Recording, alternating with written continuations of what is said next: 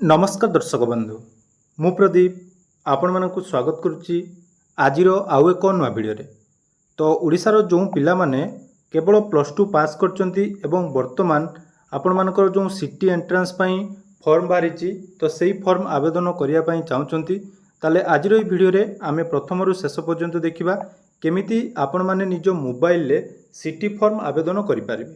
तो city form आवेदन करिया पूर्वरु तार जो एलिजिबल क्राइटेरिया रही जे जदि आपण माने मिनिमम +2 पास करचंती एवं आपण माने यूआर एससीबीसी ओबीसी कैटेगरी रू बिलोंग्स करचंती एवं +2 रे आपण मानकर 50% मार्क रही ताले सिटी पई आपण माने फॉर्म आवेदन करि परिबे। आपण माने जेकोनोसी स्ट्रीम रो गंतु आपण मानकर आर्ट्स कॉमर्स बा साइंस जेकोनोसी स्ट्रीम रे +2 पास हेतिले एही फॉर्म आपण माने आवेदन करि परिबे। या सहित जो माने एससी एसटी एवं फिजिकल हैंडिकैप्ड रही मिनिमम जोटा कि +2 परसेंटेज 45% जदि रखिंट ताले सिटी फॉर्म से माने आवेदन करें। तेणु आवेदन केमिति आपण माने निज मोबाइल ले करेंगे तार डिटेल्स प्रोसेस आज वीडियो रे जानिबा। ता पूर्व जदि चैनल को प्रथम थर विजिट करचंती वीडियो को लाइक करेंगे, चैनल को सब्सक्राइब करने सहित पाखरे थिबा बेल आइकन को क्लिक करी ऑल ले सेट करदेवे।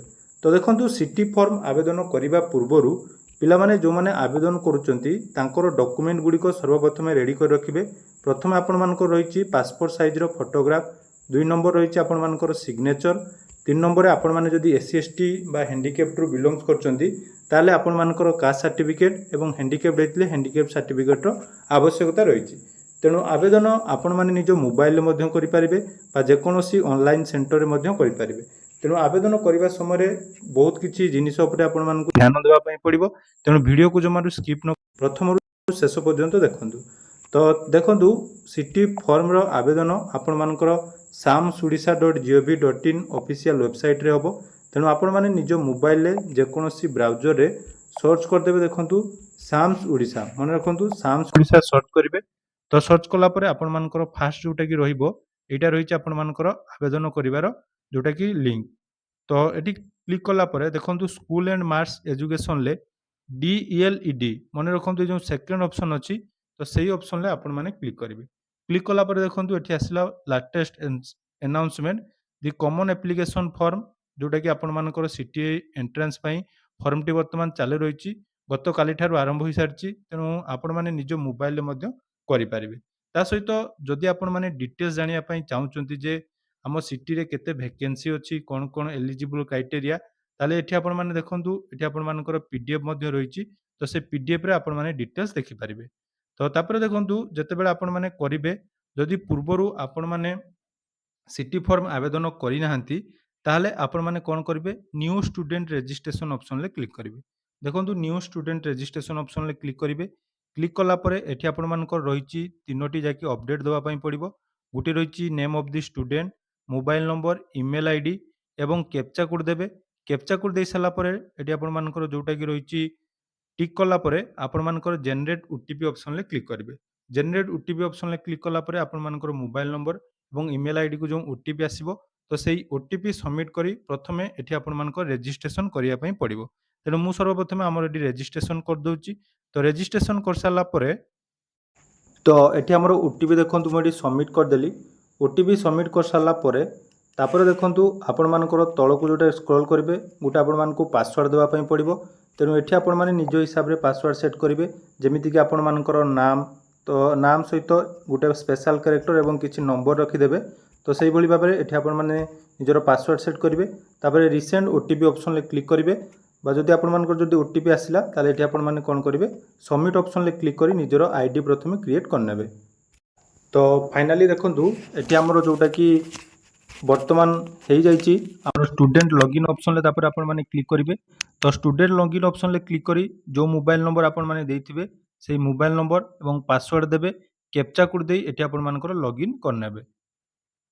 तो देखि पारथिबे वर्तमान हमर जोटा कि आसी जिवो पूरा फॉर्म अप्लाई रो डिटेल्स एठी देखि पारथिबे लास्ट डेट जोटा कि 18 जून रहिछि एवं जदि आपण मानकर कोनोसी भूल होउछि ताले फॉर्म जोटा कि आपण मानकर एडिट ऑप्शन मध्य 19 जून लु आपण मानकर 20 जून मध्य रे करि पारिबे। तापर देखंतु एठी रहिछि availability of online common application form. तो सही ऑप्शन आपण माने क्लिक करिवे। क्लिक कला परे देखंतु एठी आसुछि एप्लीकेशन फॉर्म। ତ ସେଇ ଆପ୍ଲିକେସନ ଫର୍ମ ଅପସନରେ ଆପଣମାନେ କ୍ଲିକ୍ କରିଦେବେ। ତ ଆପ୍ଲିକେସନ ଫର୍ମ କ୍ଲିକ୍ କରିବା ଓପନ୍ କଲା ପରେ ସର୍ବପ୍ରଥମେ ଆପଣମାନଙ୍କୁ ଯୋଉଟାକି ମୁଁ କହିଥିଲି, ପ୍ରଥମେ ଆପଣମାନେ ନୋଟିସ୍ ଯୋଉଟାକି ଆସିଛି ପୁରା ଡିଟେଲ୍ସ ଗାଇଡଲାଇନ୍ ବିଷୟରେ ଦେଖି ନିଅନ୍ତୁ। କୋଉ ଜାଗାରେ କେତେଟା ପୋଷ୍ଟ ଅଛି, ଟୋଟାଲ ପୋଷ୍ଟ କେତେ ରହିଛି ଏବଂ ଯୋଉଟାକି ଏଜ୍ ଲିମିଟ୍ ମଧ୍ୟ ଇମ୍ପୋର୍ଟାଣ୍ଟ ରହିଛି। ବହୁତ ଜଣଙ୍କର କମେଣ୍ଟ ଥିଲା ଏଜ୍ ଲିମିଟ୍। ଏଜ୍ ଲିମିଟ୍ ଦେଖନ୍ତୁ ଆପଣମାନଙ୍କର 35 ଅଛି ଏବଂ SC ST କ୍ୟାଟେଗୋରୀ ଏବଂ ଆପଣମାନଙ୍କର ଯୋଉମାନେ ରହିଛନ୍ତି ଫିଜିକାଲ ହ୍ୟାଣ୍ଡିକ୍ୟାପ୍ ତାଙ୍କର 40 ବର୍ଷ ପର୍ଯ୍ୟନ୍ତ ରହିଛି ଏବଂ ଜେନେରାଲ କ୍ୟାଟେଗୋରୀର ଯୋଉମାନେ ରହିଛନ୍ତି ବଏଜ୍ ମାନଙ୍କ ପାଇଁ ତାଙ୍କର ଆପଣମାନଙ୍କର 30 ରହିଛି ଆପଣମାନଙ୍କର ଏଜ୍ ଲିମିଟ୍। ତାହା ମଧ୍ୟ ଆପଣମାନଙ୍କୁ ମୁଁ ଦେଖେଇ ଦେଉଛି। ତ ଏଜ୍ ଲିମିଟ୍ ଏଠି ଦେଖନ୍ତୁ 30/6/2026 ସୁଦ୍ଧା ଆପଣମାନଙ୍କର ବୟସ କେତେ ହେଇଥିବା ଦରକାର। SC ST ଏବଂ SC BC କ୍ୟାଟେଗୋରୀରେ ଯୋଉମାନେ ରହିଛନ୍ତି ତାଙ୍କର ଆପଣମାନଙ୍କର 35 ବର୍ଷ ଥିବା ଦରକାର ଏବଂ ତାଙ୍କର ଦେଖନ୍ତୁ ଯଦି ଆପଣମାନେ 30/6/1991 ପୂର୍ବରୁ ଜନ୍ମ ଯୋଉମାନଙ୍କର ସେମାନେ ଏଠି ଆପ୍ଲାଏ କରିପାରିବେ ନାହିଁ। ଓମେନ୍ କ୍ୟାଣ୍ଡିଡେଟ୍ ମାନଙ୍କ ପାଇଁ ଦେଖନ୍ତୁ 35 ବର୍ଷ ରହିଛି। କେବଳ ଜେନେରାଲ ବଏଜ୍ ମାନଙ୍କ ପାଇଁ 30 ବର୍ଷ ଏବଂ ଫିଜିକାଲ ହ୍ୟାଣ୍ଡିକ୍ୟାପ୍ଟ ଯୋଉମାନେ ରହିଛନ୍ତି ତାଙ୍କର ଏଜ୍ ଲିମିଟ୍ ଯୋଉଟାକି 40 ବର୍ଷ ରହିଛି। ଏଇଟା ମଧ୍ୟ ଆପଣମାନେ ଆବେଦନ ପୂର୍ବରୁ ଜାଣିଥିବା ଦରକାର। ତ ଚାଲନ୍ତୁ ଏବେ ଆମର ଯୋଉଟାକି ମେନ୍ ରହିଛି ଫର୍ମ ଫିଲ୍ଅପ୍ଟା ପ୍ରଥମେ ଦେଖନ୍ତୁ ରହିଛି ଆମର କ୍ୟାଣ୍ଡିଡେଟ୍ ପର୍ସନାଲ ଡିଟେଲ୍ସ। ପର୍ସନାଲ ଡିଟେଲ୍ସରେ ଆପଣମାନେ କ'ଣ ଚୁଜ୍ କରିବେ ନା ଏଠି BSc ଓଡ଼ିଶା, ଯେହେତୁ ଆମର ଏଇଟା ଓଡ଼ିଶା ପିଲାମାନେ କେବଳ ଆବେଦନ କରୁଛନ୍ତି ତାହେଲେ ଏଠି ଆପଣମାନେ କ'ଣ ସିଲେକ୍ଟ କରିବେ ନା ଦେଖନ୍ତୁ BSc ଓଡ଼ିଶା ରହିଛି board of secondary education Odisha ଆପଣମାନେ ସିଲେକ୍ଟ କରିବେ। ତାପରେ ଆପଣମାନଙ୍କର 10th ପାସିଂ ଇୟର ଅର୍ଥାତ୍ କେଉଁ ଇୟରରେ ଆପଣମାନେ 10th ପାସ୍ କରିଛନ୍ତି ତ ସେଇଟା ଆପଣମାନେ ଦେବେ।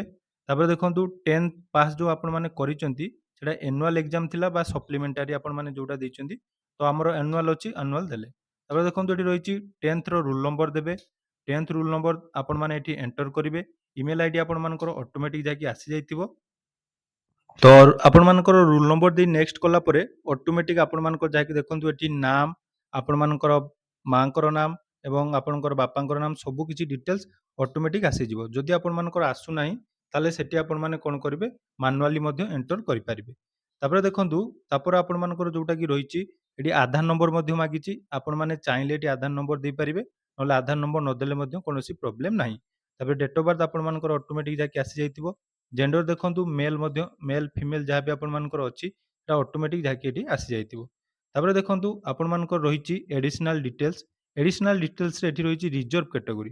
ରିଜର୍ଭ କ୍ୟାଟେଗୋରୀରେ କ'ଣ କ'ଣ କ୍ୟାଟେଗୋରୀ ଯାଉଛନ୍ତି ଦେଖନ୍ତୁ ନା ଫିଜିକାଲ ହ୍ୟାଣ୍ଡିକ୍ୟାପ୍ଟ ଯେଉଁମାନେ ରହିଛନ୍ତି, ଏକ୍ସ ସର୍ଭିସମ୍ୟାନ୍, ଆପଣମାନଙ୍କର ସ୍ପୋର୍ଟସ ପର୍ସନ୍। ଯଦି ଆପଣମାନେ ଇତିମଧ୍ୟରୁ କୌଣସି ପାଇଁ ଏଲିଜିବୁଲ୍ ତାହେଲେ ସିଲେକ୍ଟ କରିବେ, ନହେଲେ ଏଟାକୁ ଆପଣମାନେ ଛାଡ଼ିଦେବେ। ତାପରେ ରହିଛି ସୋସିଆଲ କ୍ୟାଟେଗୋରୀ, ଆପଣମାନଙ୍କର general, SC ST SC BC ଯାହା ବି ରହିଛି ଆପଣମାନେ ସିଲେକ୍ଟ କରିବେ। ଦେଖନ୍ତୁ ଆମର SC BC ମୁଁ ଏଠି SC BC ଦେଇଦେଲି। ତାପରେ ଆପଣମାନଙ୍କର କୋଟା ରହିଛି। କୋଟା ଏଠି ଆପଣମାନେ କ'ଣ କ'ଣ କୋଟା ବିଷୟରେ ମଧ୍ୟ ଜାଣିବା ଦରକାର।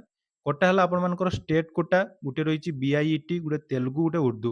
ଏ ବିଷୟରେ ମଧ୍ୟ ଯେଉଁମାନେ ଫର୍ମ ଆବେଦନ କରୁଛନ୍ତି ଯଦି ଆପଣମାନଙ୍କର 10thରେ ଏଇସବୁ ସବଜେକ୍ଟ ଅଛି ୟା ପାଇଁ ମଧ୍ୟ ସ୍ପେଶାଲ କୋଟା ରହିଛି।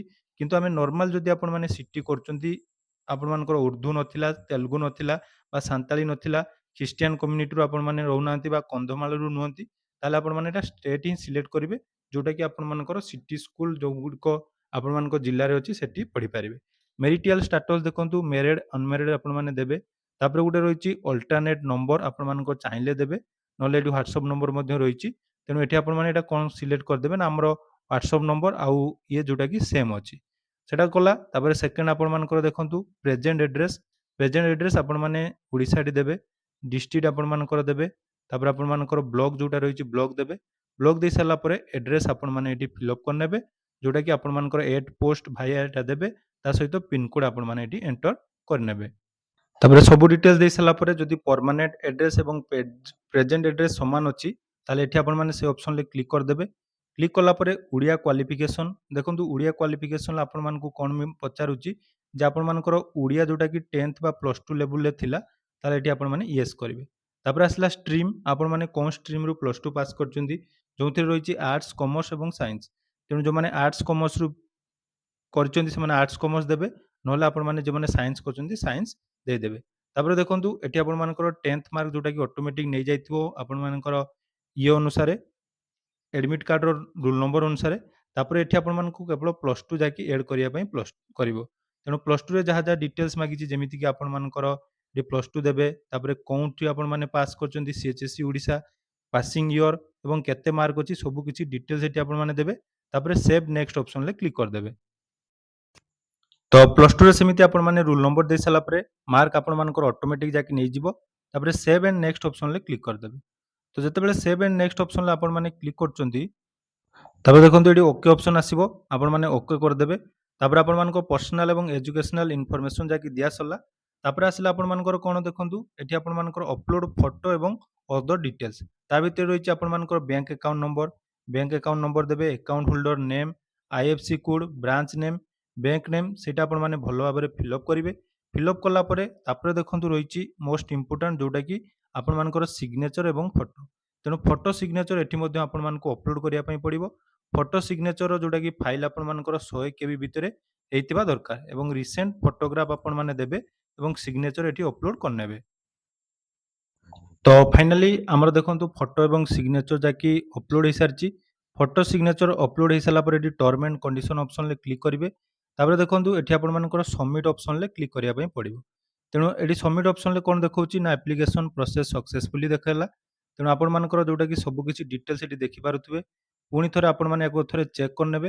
ଚେକ୍ କରିସାରିଲା ପରେ ଆପଣମାନଙ୍କର ଯଦି ସବୁ ଠିକ୍ ଅଛି, ତାହେଲେ ଦେଖନ୍ତୁ ଏଠି ଆପଣମାନଙ୍କର କନଫର୍ମ ଅପସନରେ କ୍ଲିକ୍ କରିବେ। ଯଦି କୌଣସି ଡିଟେଲ୍ସ ଭୁଲ ଅଛି ତାହେଲେ ଆପଣମାନେ ବ୍ୟାକ୍ ଟୁ ମଡିଫାଏ ଅପସନରେ କ୍ଲିକ୍ କରି ତାକୁ ଆପଣମାନଙ୍କର ଅପଡେଟ୍ କରିପାରିବେ। ତାପରେ କନଫର୍ମ ଅପସନରେ ଯେତେବେଳେ କ୍ଲିକ୍ କରିଛନ୍ତି, ଫାଇନାଲି ଦେଖନ୍ତୁ ଆପଣମାନଙ୍କର ଯେଉଁଟାକି ବର୍ତ୍ତମାନ ଆପଣମାନଙ୍କୁ କ'ଣ କରିବା ପାଇଁ ପଡ଼ିବ ନା ସିଲେକ୍ଟ କରିବା ପାଇଁ ପଡ଼ିବ। ଅର୍ଥାତ୍ ଆପଣମାନେ ପ୍ରିଫରେନ୍ସ ଦେବେ କୋଉ ଜାଗାରେ ଆପଣମାନେ ଏଠି ଫର୍ମ ଆବେଦନ କରିବା ପାଇଁ ଚାହୁଁଛନ୍ତି ବା ଯଦି ଆପଣମାନେ ସିଟି କ୍ୱାଲିଫାଇ କରୁଛନ୍ତି, ତାହେଲେ ଏଠି ଅପସନ୍ ଆପଣମାନଙ୍କୁ ଚୁଜ୍ କରିବା ପାଇଁ ପଡ଼ିବ। ତେଣୁ ସବୁବେଳେ ଆପଣମାନଙ୍କର ଘର ପାଖରେ ଯେଉଁଗୁଡ଼ିକ ରହିଛି ସେଗୁଡ଼ିକ ଆପଣମାନେ ସିଲେକ୍ଟ କରିବେ। ପ୍ରଥମେ ଦେଖନ୍ତୁ ଏଠି କୋର୍ସ ଫି ମଧ୍ୟ ଆଡମିସନ୍ ଫି ବିଷୟରେ ମଧ୍ୟ ଦେଖାହେଇଛି। 2800 ଟଙ୍କା ରହିଛି ଆଡମିସନ୍ ଫି। ସବୁ କିଛି ଡିଟେଲ୍ସ ଆପଣମାନେ ନିଜ ହିସାବରେ ଯାଇକି ଏଠି ଏଡ୍ କରିନେବେ। ତେଣୁ ଦେଖନ୍ତୁ ମୁଁ ଗୋଟେ ଗୋଟେ କରି ସବୁଗୁଡ଼ିକ ଏଡ୍ କରିନେଉଛି। ଏଇଟା ଆପଣମାନଙ୍କର ପ୍ରିଫରେନ୍ସ ହିସାବରେ ଆପଣମାନେ ଯେତେଟା ବି ଅଛି ସବୁ ଆପଣମାନଙ୍କର ଏଠି କରିପାରିବେ। ପ୍ରିଫରେନ୍ସ ଏଠି ଆପଣମାନେ ଦେବେ। ପ୍ରିଫରେନ୍ସ ଦେଇ ସାରିଲା ପରେ ଦେଖନ୍ତୁ ତାପରେ ରହିଛି ସବମିଟ୍ ଅପସନ୍। ଆପଣମାନେ ସବମିଟ୍ ଅପସନରେ କ୍ଲିକ୍ କରିଦେବେ। ଯେତେବେଳେ ସବମିଟ୍ ଅପସନ୍ କ୍ଲିକ୍ କରୁଛନ୍ତି, ଆପଣମାନଙ୍କୁ ଏଠି କ'ଣ କହୁଛି ନା please add all institute preference. ଅର୍ଥାତ୍ ଆପଣମାନଙ୍କର ସବମିଟ୍ କରିବା ପୂର୍ବରୁ ସବୁ କିଛି ଇନଷ୍ଟିଚ୍ୟୁଟ୍ ଯେତିକି ରହିଛି ସବୁଗୁଡ଼ିକ ଆପଣମାନେ ସିଲେକ୍ଟ କରିନିଅନ୍ତୁ। ତ ମୁଁ ସବୁଗୁଡ଼ିକ ସିଲେକ୍ଟ କରିନେଉଛି। ତ ଫାଇନାଲି ଦେଖନ୍ତୁ ଆମେ ସବୁ ସିଲେକ୍ଟ କରିସାରିଲା ପରେ ସବମିଟ୍ ଅପସନରେ ଆପଣମାନେ କ୍ଲିକ୍ କରିଦେବେ। ସବମିଟ୍ ଅପସନରେ କ୍ଲିକ୍ କରିବା ପୂର୍ବରୁ ଆଉଥରେ ଆପଣମାନଙ୍କୁ ପ୍ରିଫରେନ୍ସ ଯେଉଁଟାକି ଡିଟେଲ୍ସ ଶୋ କରିବ। ତାପରେ ଦେଖନ୍ତୁ କନଫର୍ମ ଆଣ୍ଡ ସବମିଟ୍ ଅପସନରେ ଆପଣମାନେ କ୍ଲିକ୍ କରିବେ। ତାପରେ ଟର୍ମ ଆଣ୍ଡ କଣ୍ଡିସନରେ ଅପସନ୍ କ୍ଲିକ୍ କରି ଏଗ୍ରି ଆଣ୍ଡ ସବମିଟ୍ ଅପସନରେ କ୍ଲିକ୍ କରିବେ। ଦେଖନ୍ତୁ ଆମର ଚଏସ୍ ବର୍ତ୍ତମାନ ସିଲେକ୍ଟ ହେଇଗଲା। ତାପରେ ଦେଖନ୍ତୁ ଏଠି ଆପଣମାନଙ୍କର ପୁଣି ଥରେ ଆପ୍ଲିକେସନ ନମ୍ବର ଆସିଯିବ। ଏବେ ଆସିଲା ଆପଣମାନଙ୍କର ପେମେଣ୍ଟ ଅପସନ୍, ଯେଉଁଟାକି ଆମର SCBC ଏବଂ ଜେନେରାଲ କାଟେଗୋରୀର ପିଲାମାନଙ୍କ ପାଇଁ 500 ଟଙ୍କା ଆପଣମାନଙ୍କର ଫର୍ମ ଫିଲ୍ଅପ୍ ଫିସ୍ ରହିଛି। ଆଉ ଯେଉଁମାନେ SC ST କାଟେଗୋରୀରେ ରହିଛନ୍ତି ତାଙ୍କର 300 ଟଙ୍କା ଯେଉଁଟାକି ଏଠି ଆପଣମାନଙ୍କୁ ପେମେଣ୍ଟ କରିବା ପାଇଁ ପଡ଼ିବ। ତେଣୁ ପେ ଅପସନରେ କ୍ଲିକ୍ କରିଦେବେ। ଦେଖନ୍ତୁ କଣ୍ଟିନ୍ୟୁ ଅପସନରେ କ୍ଲିକ୍ କରିବେ। ଏଠି ଆପଣମାନଙ୍କର ପେମେଣ୍ଟଟା ଯାଇକି UPI ମାଧ୍ୟମରେ ମଧ୍ୟ ହେଇପାରୁଛି। ତେଣୁ ଆପଣମାନେ UPI ଅପସନରେ କ୍ଲିକ୍ କରିବେ। ତାପରେ ପେ ବାଇ ଏନି UPI ଆପ୍ରେ କ୍ଲିକ୍ କରିବେ। ଦେଖନ୍ତୁ ଏଠି ଆପଣମାନଙ୍କର ଗୋଟେ QR କୋଡ୍ ମଧ୍ୟ ଆସିଯିବ। ତେଣୁ QR କୋଡ୍ରେ ମଧ୍ୟ ଆପଣମାନେ ଏଠି ପେମେଣ୍ଟ କରିପାରିବେ। ତେଣୁ ଏହି ପ୍ରୋସେସ୍ରେ ଆପଣମାନେ ଫର୍ମଟି ସବମିଟ୍ କଲା ପରେ ପେମେଣ୍ଟ କଲା ପରେ ଆପଣମାନଙ୍କର କମନ୍ ଆପ୍ଲିକେସନ୍ ଫର୍ମଟି ସାମ୍ନାକୁ ଆସିଯିବ ଏବଂ ସେହି କମନ୍ ଆପ୍ଲିକେସନ୍ ଫର୍ମ ଆପଣମାନେ ଯେଉଁଟାକି ରଖିବେ ଯେତେବେଳେ ଆପଣମାନଙ୍କର ଏଡମିଟ୍ କାର୍ଡ଼ ଆସିବ ସେ ସମୟରେ କମନ୍ ଆପ୍ଲିକେସନ୍ ଫର୍ମର ଆବଶ୍ୟକତା ଅଛି। ତେଣୁ ଆଶା କରୁଛି ଭିଡ଼ିଓଟି ଆପଣମାନଙ୍କୁ ନିହାତି ଇନଫର୍ମେଟିଭ୍ ଲାଗିଥିବ। ତ ଯେଉଁମାନେ ବି ସିଟି ଫର୍ମ ଆବେଦନ କରିବା ପାଇଁ ଚାହୁଁଛନ୍ତି ସେମାନଙ୍କ ସହିତ ଏହି ଭିଡ଼ିଓଟି ସେୟାର କରିଦିଅନ୍ତୁ। ଯଦି କୌଣସି ଡାଉଟ୍ ଅଛି ଆପଣମାନେ କମେଣ୍ଟ ସେକ୍ସନରେ ମୋତେ ପଚାରିପାରିବେ। ଧନ୍ୟବାଦ।